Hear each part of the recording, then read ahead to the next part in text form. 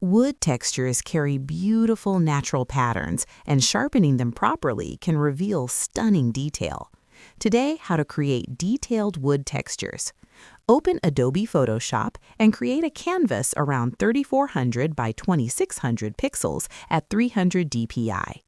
Import your wood surface photograph and duplicate the background layer so the original remains protected. Zoom closely into the wood grain where lines and rings are clearly visible. Open the Camera Raw filter and increase texture slightly while adjusting clarity to bring out the grain patterns. Duplicate the layer and apply Filter, Other, High Pass with a radius around 1.8 to 2 pixels, then switch the blend mode to Overlay